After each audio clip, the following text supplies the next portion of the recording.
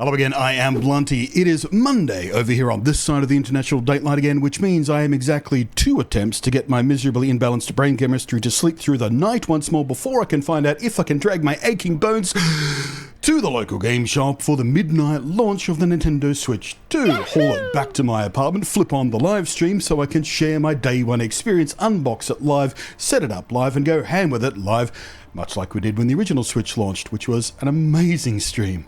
However, let's be clear about the video title first. No, I have not cancelled my pre-order. Not yet, nor do I want to. And honestly, while I have seen a few people loudly claim to have cancelled my pre-order in reaction to the game's prices, or perhaps a few people who misunderstood some of the stuff around the T's and C's Nintendo updated recently, a couple of videos worth watching for you there, by the way. You know, otherwise innocent people just sort of misled because hater bait content creators are kind of exhausting, aren't they? Jeez.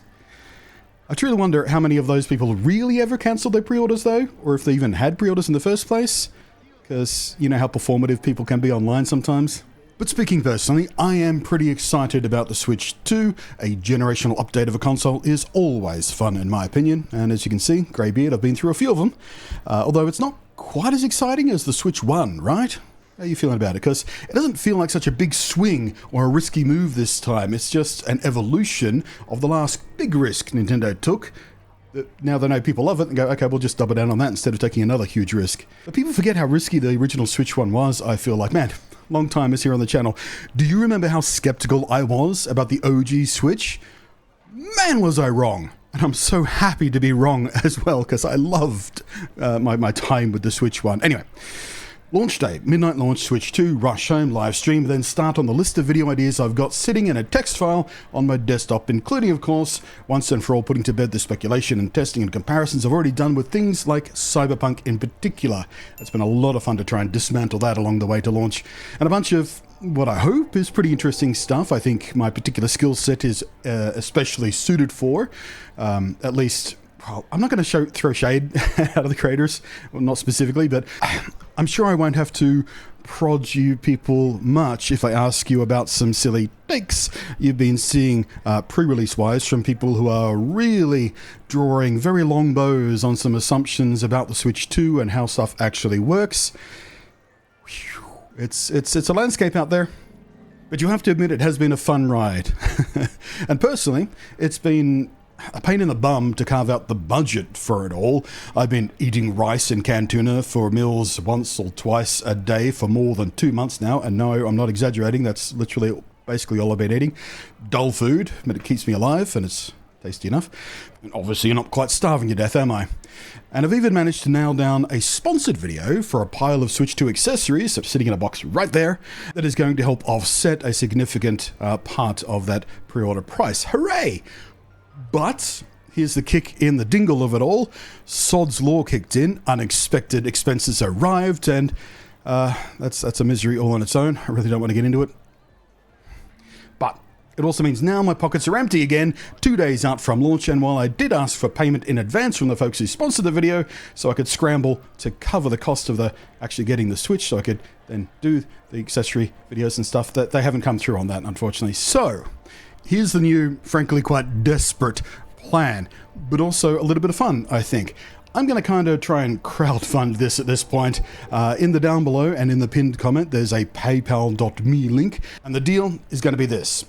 For every one of you who throws as little as $5 my way to help my dumb, loser, pathetic ass cover my launch day pre-order costs so I can actually make the content in order to have the content to continue to try and almost make a living doing this YouTube stuff.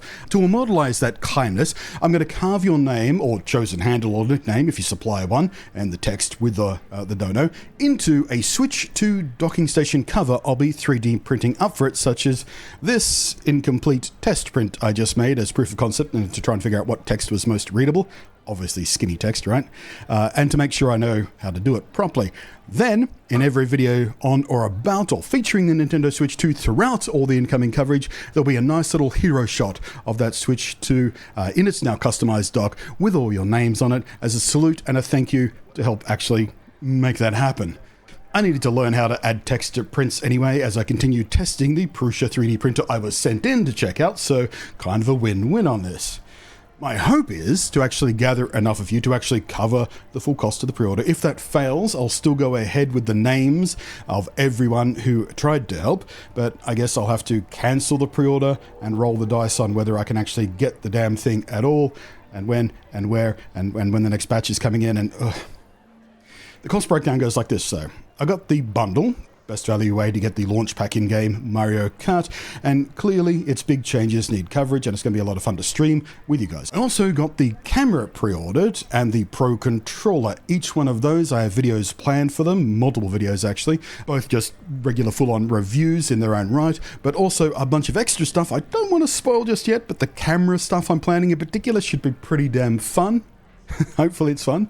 I've already done a bunch of prep for that, but if I fail to make the full amount, obviously the camera and controller are the first sacrifices to the gods who've cancelled pre-order, to the budget lord, in that order. But all up, the ticket is looking like this right now, just shy of 960 Aussie dollars. In context of US dollars, which a lot of my viewers, most of my viewers deal with, that's 615 USD's worth. But I did put down a 70 Aussie dollar deposit, so the remaining is actually 890 Aussie dollar dues, or again, in American dollars, 569. Nice. Well, the 69 part is nice, because that's the meme, not the price, because the price is, well, it's not bad, is it? We're all going through tough times these days, so it feels weird calling it nice, even though it's relatively reasonable, comparatively speaking. Do we need to have that debate right now? I'm sure I'm going to get opinions on the price of all this without even asking anyway. Either way, for those of you who can spare it, and please only if you can spare it, because I bet I'm not the only one surviving on cheap canned tuna and rice right now, but thank you for that, I guess, investment in the upcoming content. I will work my nerd brain to the bone. Brains don't have bones. I'll work my skull through the bone to the... There's a metaphor there somewhere for working my thinker meat hard to try and make the best content I can, because it's not like I've been slacking off recently. I've been working really hard on the content recently, and some of it's done really, really well. I'm very exciting about that. And then the YouTube algorithm just went, nope, screw you, nothing, and big depressing time and stuff ahead. But yeah, I've got a bunch of accessory reviews coming up. Like I said, some sponsored stuff, some non-sponsored stuff, some 3D printed stuff as well, like this, which I printed up last night, which is really, really cool. It's a Switch game case that happens to look like a Game Boy cartridge in the outside. I need to get some stickers or something printed up for it at some point to complete the look. But it's really, really fun. I'd do something crass like say, I will send this to the biggest donator, but frankly, I don't like encouraging that style of competition among you people who are just trying to help me. But, you know. But yeah, I guess that's me done for this video. Again, just asking for help from you guys, and it's so hard to ask for help. I don't like doing it, but I'm just trying to do my thing here. I'm just trying to make the content and have fun, and frankly, video games are one of the very few joys I have that are consistent in my life. So, thank you if you did help. For the rest of you, thank you for watching this far into the video. That helps too, because algorithm and stuff. I will catch you next time, and thank you as always to the patrons for the continuous support. I appreciate that very, very much, of course. Catch you next time.